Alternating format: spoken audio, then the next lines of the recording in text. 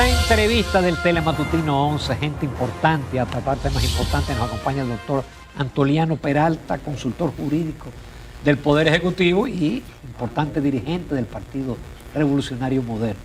Buenos días, doctor. Buen día, ¿cómo están? Buenos días, doctor. Bienvenido al programa. Gracias. Muchas gracias. Muchas gracias. Yo siempre digo que el doctor Antoliano Peralta responde el WhatsApp. No hay que estarlo llamando a través de asistente. Yo le escribo, doctor, ¿usted puede venir tal día? Si puedo o no puedo, cambiemos la fecha. Así es. Y así siempre lo manejamos. Doctor, con el ya, falta promulgar todavía por el presidente la creación del Ministerio de Justicia.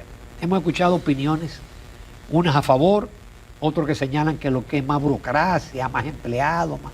Los a favor no los voy a decir porque usted los conoce. Sí, sí. Realmente aporta, eso promete una mejoría, por ejemplo, en el sistema penitenciario, porque eso es parte de las funciones del nuevo Ministerio de Justicia. Sí, bueno, yo me sonrío con la pregunta porque en estos días oí al ingeniero haciendo un comentario y yo quería responderle en la televisión. Cuando él me llamó, digo, bueno, llegó mi momento. Gracias. Y que ahora me la desquita. Sí. Era sobre, eso se ha planteado porque es una institución nueva en esta etapa de la historia dominicana, sobre la necesidad o no de un Ministerio de Justicia.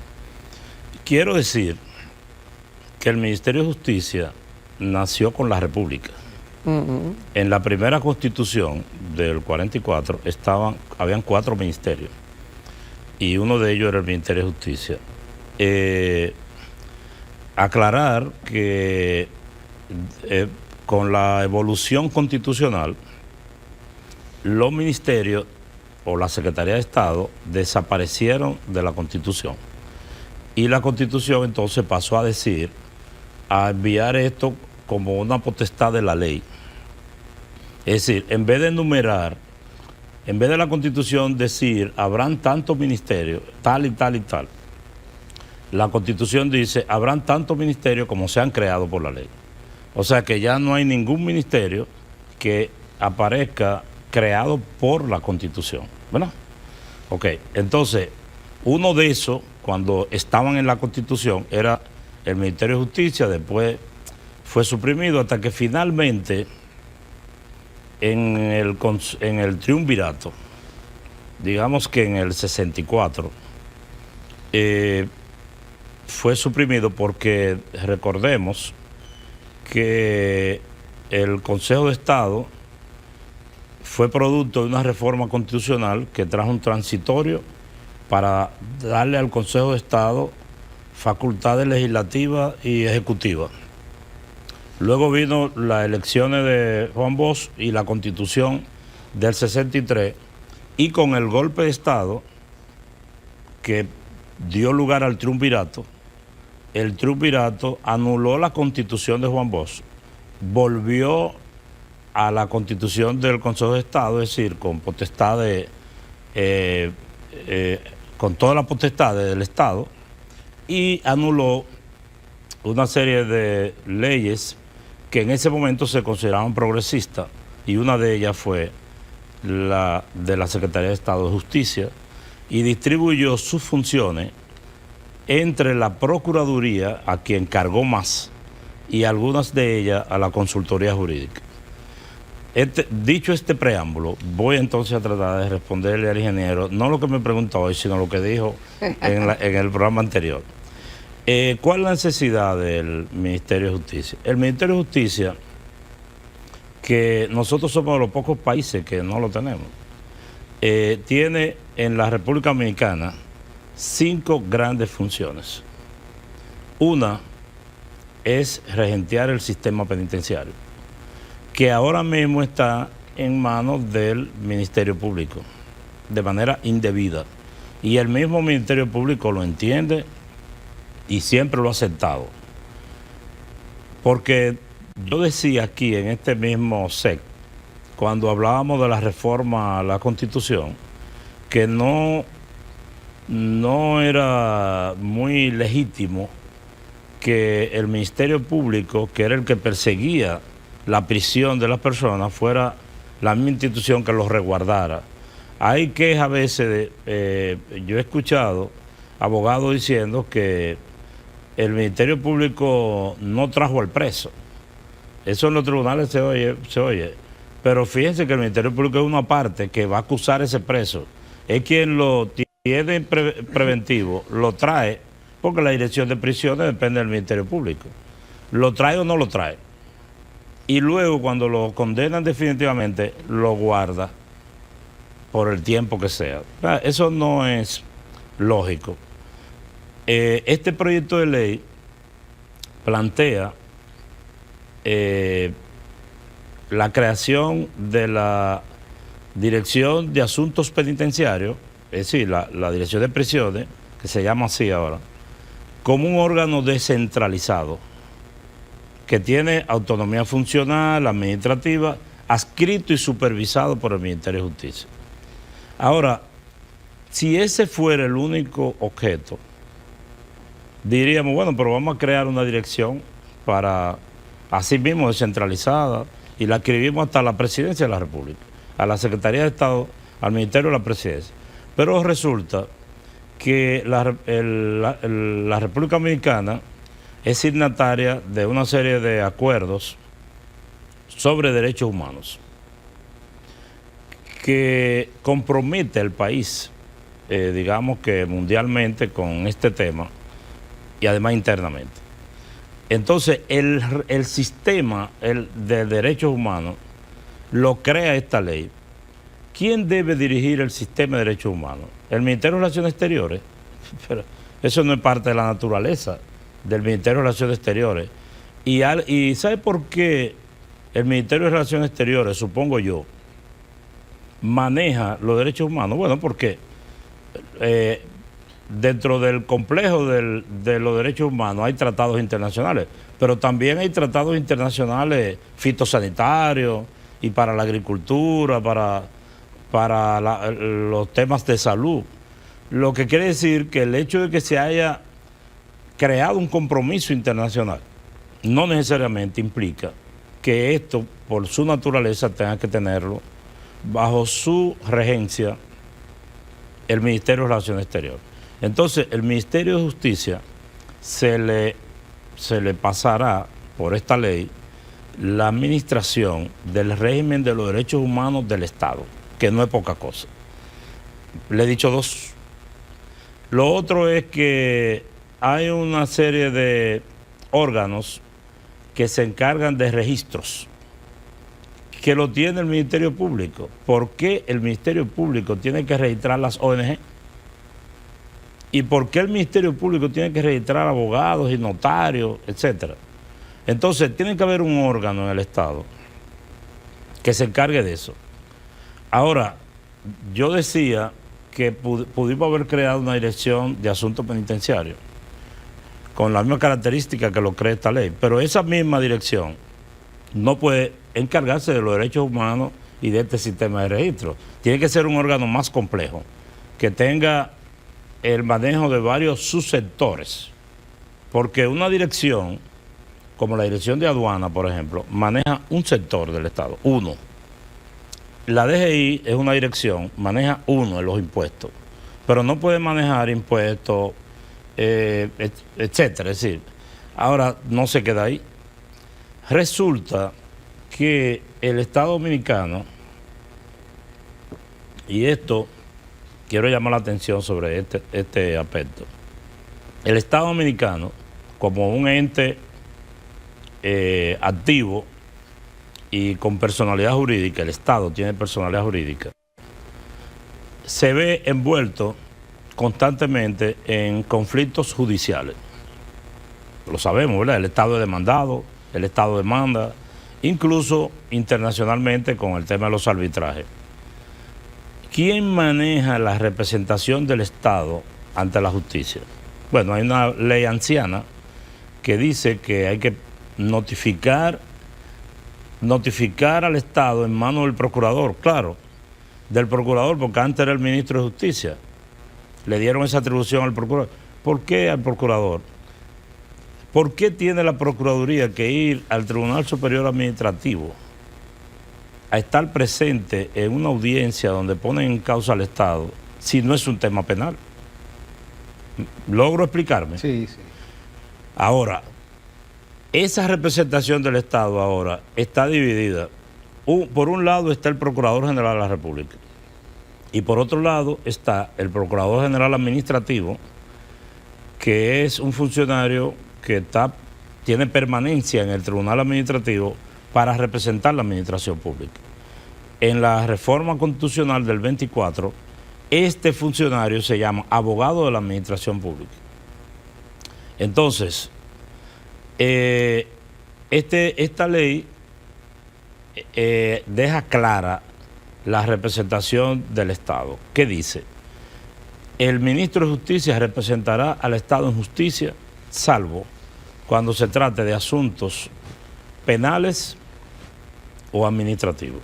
Cuando se trate de asuntos administrativos, lo representa el abogado de la administración pública, pero bajo la supervisión del Ministerio de Justicia, porque ese es un órgano que se adscribe al Ministerio de Justicia también.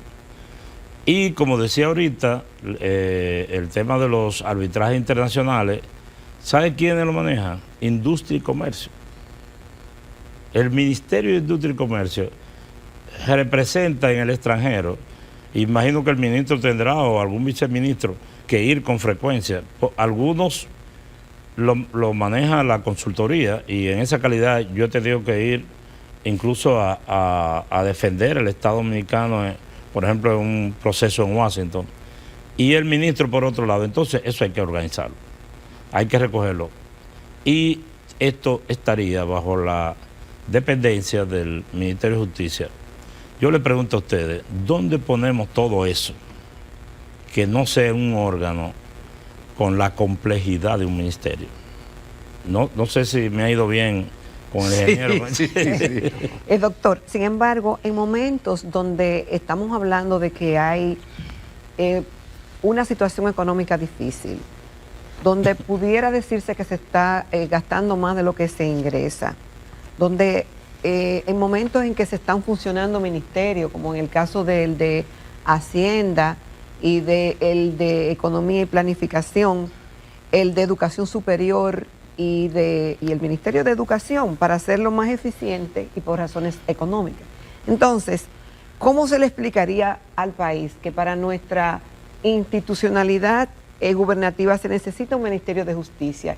¿Y cuál sería la estructura y organización que garantizaría que eso no fuera un centro de tener muchísimos funcionarios y que realmente económicamente pudiéramos cargar con él, que sea viable en momentos en que no tenemos tantos recursos? Miren, hay que estar dentro del mundo de la administración pública para uno entender a veces de mejor manera la necesidad de determinados órganos. Yo he tratado de hacer una explicación aquí rápida de las justificaciones de la existencia de este órgano. Y desde el punto de vista económico, exacto, quiero decir lo siguiente. El mayor presupuesto del Ministerio de Justicia es el de la Dirección de Asuntos Penitenciarios, que ahí sí hay unos cuartos, pero lo tiene, porque lo tiene bajo el Ministerio Público. Si se les traspasaría ahí. Al traspasar la Dirección de Prisiones, de Asuntos Penitenciarios, tiene que venir con su presupuesto. En la Procuraduría hay una oficina, que es lo que yo me refería ahorita, que se encarga de registro de organizaciones sin fines de lucro, etc. Eso tiene un personal. Iría al Ministerio de Justicia, pero tiene que venir con su pedacito de presupuesto, ¿verdad? Es decir, que el Ministerio de Justicia no es un órgano de alto costo, porque es un órgano que tendrá entre sus funciones más importantes la de manejar políticas públicas, formular políticas públicas en beneficio del sistema de justicia. Y yo voy a explicar ahora lo del sistema de justicia. Es decir, la Constitución de la República le atribuye al Poder Ejecutivo una serie de atribuciones que tienen que ver con la justicia, no con el proceso judicial, sino con la justicia. Esas atribuciones que le atribuye la Constitución al Poder Ejecutivo están dispersas. Y lo que se quiere es que se cree un órgano que se encargue de esas atribuciones. Le voy a poner un ejemplo práctico. El Procurador General de la República, la Procuraduría, ha venido construyendo cárceles. Y eso siempre ha dado lugar a problemas. El Estado Dominicano tiene ahora un ministerio que se encarga, que es el MIVEC, el Ministerio de Vivienda, etcétera, que se encarga de las infraestructuras, que no son las viales, ¿verdad? Que eso se quedó en obra pública. Todas las edificaciones, y así sea el Ministerio de Vivienda, Edificaciones, todas las edificaciones del Estado debe construirlas el MIVEC. Pero hay un conflicto entre que este gobierno impulsó más la independencia del Ministerio Público y lo convirtió en un órgano extrapoder que no depende del Poder Ejecutivo como dependía antes. Eso lo sabemos, no hay que explicarlo. Ya el presidente no es quien nombra al procurador, etcétera. Le dio el toque que le faltaba para su independencia funcional y su independencia real. Entonces, hay un conflicto con esto de que el Poder Ejecutivo está construyendo cárceles que están bajo la dependencia de un órgano extrapoder que no tiene, etcétera. De manera que no creo que haya un aumento considerable de gasto para el Estado con esto. Es un ministerio más para producir ideas. Por ejemplo, la ley crea un centro de investigación jurídica. Y cuando digo un centro de investigación jurídica, yo no estoy diciendo un edificio, sino una oficina de investigación, un equipo de técnicos que van a estar constantemente promoviendo ideas en beneficio de la vida institucional y de la justicia. Recuerden que aquí hubo una comisión para la modernización de la justicia, que la encabezaron Franklin Almeida, la doctora Aura Celeste Fernández, Enrique García, cuando Hipólito, y Alejandro Moscoso posteriormente. Muchas iniciativas, como el Código Procesal Penal, salieron de ahí.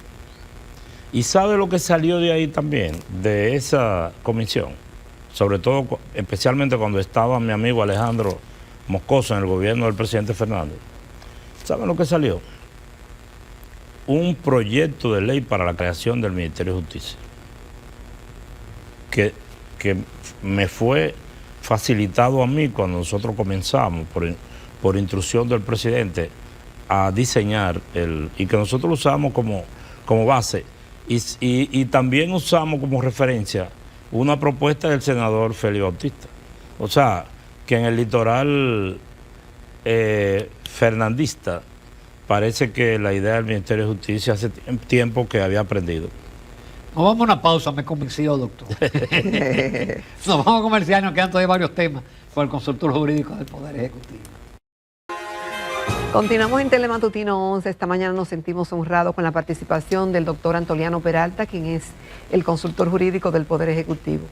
Y en adición a lo que Ramón decía al principio del programa, de que el doctor responde su WhatsApp, quiero decir que siendo él un funcionario de tanta importancia, anda sencillamente como cualquier ciudadano, no con la parafernalia común de gente, de muchísima gente que andan con un súper equipo y eso lo hace todavía mucho más accesible y humilde. Bueno, gracias. Yo fui un día a un canal de televisión y había un funcionario ahí y yo vi tantos vehículos militares, yo pensé que estaban allanando el canal. Exactamente. Y lo pregunté en serio, yo dije, aquí están haciendo allanamiento, Claro. un embargo o algo. No, yo he venido aquí y cuando voy a entrar y digo, pero pasó algo en Telesistema, y a veces son funcionarios que están acompañando. Doctor, ¿cómo está evaluando el Poder Ejecutivo la viabilidad política de los proyectos que se han estado presentando a través de las cámaras legislativas? Y digo esto porque vimos que se presentó una reforma fiscal que tuvo que ser retirada. Ahora está pasando algo parecido, o una observación con la ley de residuos sólidos, que hay un consenso de rechazo en la misma. Pero si seguimos ocultando, estamos viendo lo que está ocurriendo con el código, la reforma al Código del Trabajo, el Código Penal, por ejemplo. Entonces, se pone muchas veces a las entidades involucradas o a las partes involucradas en conversaciones y se llegan a acuerdos. Entonces, cuando llega al Congreso, el Congreso se pone creativo y hace cosas que no estaban pautadas. Entonces, eso obviamente que provoca un rechazo de la población y de los actores involucrados. Sabemos que el Congreso se supone que es independiente, que tiene autonomía, pero también debe haber una coordinación política y técnica para facilitar las cosas y que realmente los proyectos lleguen a un buen fin. Sí. Entonces, como se ha dado como para atrás y para adelante y muchas cosas se han tenido que retirar y muchos escándalos y muchas cosas no se aprueban, ¿cómo se está analizando esa viabilidad? Mira, eso que está ocurriendo aquí solo ocurre en democracia.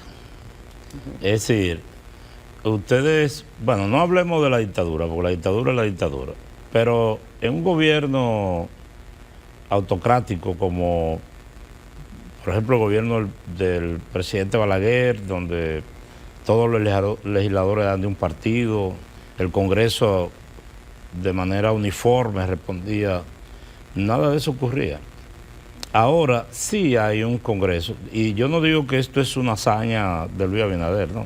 Este es un producto de la evolución de la misma democracia y de la institucionalidad de la República Dominicana. Si no fuera Luis Abinader el presidente, estuviera probablemente ocurriendo lo mismo. Hay legisladores contestatarios que son de otro partido y que tienen sus ideas. A pesar de que el gobierno tiene mayoría, el partido gobierno tiene mayoría en ambas, en el Senado y en la Cámara de Diputados, las cosas no son tan fáciles. Incluso aquí se ha demostrado que no basta con tener la mayoría legislativa cuando el presidente tiene un pensamiento democrático, sino que un presidente puede también tomar en cuenta el sentir popular. Y por eso el presidente propone una iniciativa y la gente no le gusta, y eso no porque salga un grupo de señoras con una cacerola, por eso muchas veces conducido, es porque se mide, técnicamente se mide si esta medida la gente la ha entendido, que debo decir que hay medidas necesarias que no son populares en la administración pública. Hay medidas necesarias, es como cuando a una gente hay que extirparle un tumor. Sí. Eso duele, pero hay que hacerlo para que se cure. Aquí, por ejemplo, todos los sectores y los técnicos en economía, la mayoría entienden que aquí hay que hacer una reforma, pero una reforma fiscal, pero quizá el presidente entendió que no era el momento y ya él decidirá el momento que considere oportuno. Ahora, la ley de residuos sólidos... ¿Se está considerando eso, doctor? No lo sé, porque no pertenezco a ese mundo de las finanzas y el presidente no ha dicho mi presencia que esté... Pero quiero referirme de manera particular a algunos de los ejemplos de los temas que están en la palestra. La ley de residuos sólidos, la modificación a la ley, no es del Poder Ejecutivo. Es una iniciativa del senador Ramón Rogelio Genao. Incluso a mí me preguntaron en una de la semanal, ¿cómo se llama? Yo estaba ahí por una razón y un periodista me preguntó, públicamente, y yo tuve que decir que yo no conocía el proyecto, que sabía que había un proyecto, pero que no pasa por la consultoría. Y por tanto, uno lo procura cuando tiene tiempo para verlo, y eso no había ocurrido.